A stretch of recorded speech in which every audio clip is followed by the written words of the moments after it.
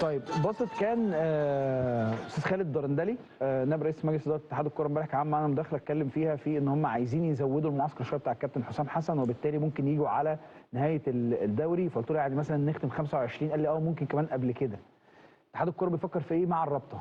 طيب استاذ خالد امبارح رمى عندك حتتين كده، قال لك ماتش البرازيل لسه مش مؤكد، ما اتحسمش. وكان فعلا في اشكاليه على المباراه دي، بس بنسبه كبيره اتحسمت النهارده بعد المداخله. وان هو كان الكابتن حسام عايز يلعب كمان مباراه، بس جاله كل الماتشات قبل يوم 6/6، واحنا هنسافر من مصر يوم 28.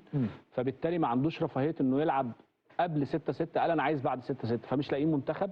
فالاقرب ان احنا نلعب البرازيل بس يوم 6/6 حتى هذه اللحظه. المنتخب هيسافر يوم 28 على اوهايو عشان يلعب الماتشات هناك.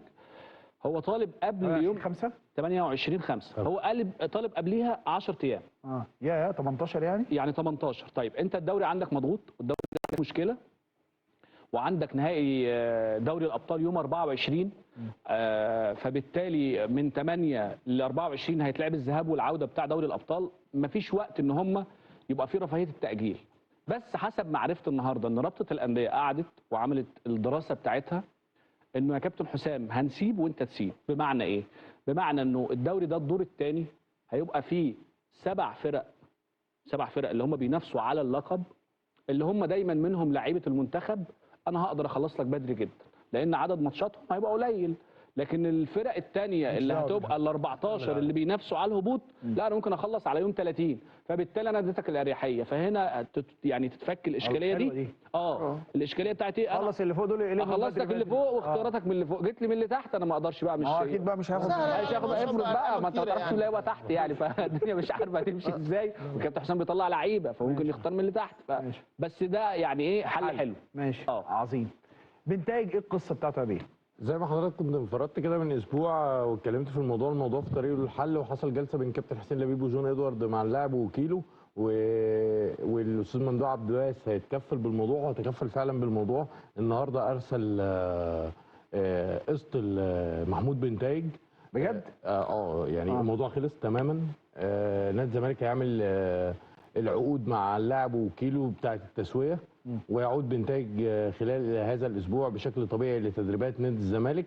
نادي الزمالك كان شرح للعيب. ليه مخبي الخبر الحلو ده لاخر الحلقه؟ ما تقول اخبار كويسه، جمهور الزمالك بقى عايز في حلو اهو. انا عارف في عندك حلو جوه وانت مخبي. اشكر الاهلي بقى يا استاذ خضري. اشكر الاهلي بقى. لا اشكر الاهلي بقى يا استاذ خضري بقى. مش قوي كده. خلاص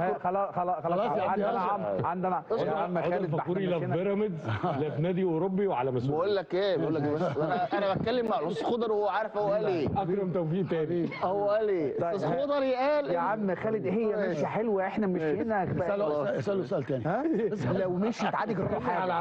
اساله ايه على بالك؟ خش لي شاور لي كده وقول لي عايز ايه، عايز مين؟ استنى على كذا. اسالك على مين؟ مش حاجه ما قلتش حاجه. انا بقول لاستاذ خضري اشكر الاهلي. ماشي. استاذ احمد كان تطرق في اول حلقه لطبيب الفريق، حتى انا كنت قلت له ان في بيان من النادي موضح فيه رئيس الجهاز الطبي للزمالك اللي هو جيرارد تخصصه ايه واموره ايه.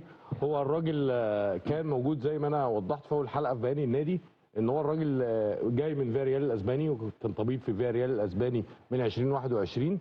الراجل عنده ماجستير في الطب الرياضي وفي الاصابات العظميه والطوارئ وامور كثيره، ومعاه دبلومه كمان من الاتحاد الدولي، ومعاه كمان شهادات من جامعه فرانسيسكو اللي هي في اسبانيا.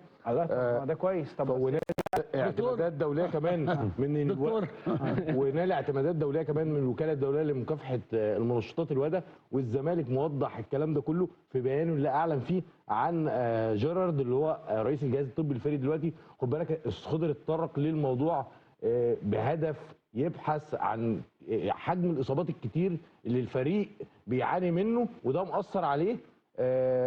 فده محل بحث جوه الزمالك. طيب عظيم. اي حد عايز يختم باي حاجه قبل ما نروح؟ المره اللي فاتت انا شفت لك حاجه، انت اتكلمت على انه اللعيبه اللي في مصر الجوده قليله قوي. وانه السوق بتاع الصفقات في الاول وفي الاخر بيتكلم على افراد. اتمنى ان الاعلام يهتم. هو احنا ليه مستوى كواليتي اللعيبه بتاعتنا قلت قوي؟ احنا النهارده بنجيب من الاردن، بنجيب كتير قوي من المغرب، بنجيب دايما من افريقيا، بينما مساحه اللعيبه المصريين قليله قوي. اتمنى القضيه دي تاخد حقها في الاعلام شويه. صحيح. زي ما ابراهيم بيتمنى، انا اتمنى ان يكون ناصر ماهر اخر اللي ماشيين، عشان سامع ان في لعيبه ثانيه ماشيه، ما يبقاش الميركاتو عكس حتى، كفايه كده يعني. لو مش هجيب لعيبه بس ما تمشيش. مين اللي سامع انه ممكن يمشي؟ يعني ممكن يمشي حسام عبد المجيد. ناصر منسي، لا حسام لا عبد لا، المجيد حسام عبد طبعا. المجيد فتره الانتقالات دي مستحيل. لو في فلوس حلوه في فلوس كويسة لو في هيمشي. فلوس حلوه يمشي. في ناصر منسي ما عارف كل حاجه اهو، خد بالك وساكت. لا ثانيه واحده، انت عارف كده وساكت؟ عارف ايه؟ ما تقول يا ابني انا حاجه. معاك كل يوم.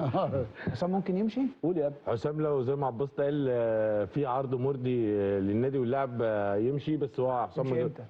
ناو. دلوقتي؟ بس اه ايوه ده معلن. معلن؟ ده حاجه هو النادي معلنة. اساسا اللي عايز ياخد حسام مأخر بس- الدنيا عشان بس الانتقالات. خد بالك من مالهاش العرض. دعوة. بتقولوا الاخبار دي عادي كده يا جماعه؟ وفي اخر الحلقه عادي كده بعد يعني بعد التتر واحد من كمان. اهم لعيبه الفرقه بس خد بالك ان مفيش عروض مرضيه لحسام عبد المجيد لغايه اللحظه دي. اتمنى لا انا اتمنى زي حسام اتمنى مش في اخر يوم يمشي. والله العظيم يا أستاذ طبعا طبعا اتمنى يعني. انا سمعت ان يعني لا يعني ماشي الموضوع ماشي يعني. مالناش دعوه ما هو الموضوع برضه يا كابتن ابراهيم ليه معطيات. انت لحد لا نهاية لا لا لا لا ما اقولش حاجه. مش لا لا مفيش معطيات معطيات. إيه بقى؟ معطيات ايه؟ اقول لك طيب. لا افضي الفرقه. اقول اللي عندي. افضي الفرقه ده عشان ااكل اخواته وافضي الفرقه. لا لا، ما فيها حاجات بالمنطق لو ما بالعقل فيش يعني. مداخيل تمت خلال الفتره اللي جايه لا، لا، في في عرض عرض كده حسام وارد جدا. ما بنهزر. انت يا جماعه ال 50 مليون بتوع ولا ال 40 مليون بتوع ناصر ماهر فرموا. دول بيعملوا ايه مثلا؟ هتقول لي بياكلوا اخواته، انا تمام ماشي بياكلوا كام بقى؟ هياكلوهم كام يوم؟ بس ده نسب قليله. مش ده الحل. نسب قليله. فكمان هيبيعوا بيفكروا يبيعوا حسام. انا شايف استاذ احمد ان الحل دايما مش البيع، متفق معاك. طبعا. عايز تقول ايه يا استاذ شوقي عشان نختم؟ عايز اقول استكمالا لجمله مهمه يا استاذ ابراهيم المنيسي قالها بتاعت المواهب. شاهدت في المغرب ملاعب مفتوحه بالمجان.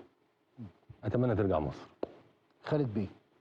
لا، ما احنا بنتكلم على نفس القضيه اللي بيتكلم فيها الاستاذ ابراهيم. احنا حتى لما تيجي تسال الناس في النادي الاهلي على جوده الصفقات يقول لك هو ده الموجود.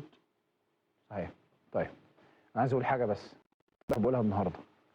يا جماعه احنا عندنا استادات جامده جدا. يا جماعه احنا عندنا استادات جامده جدا جدا.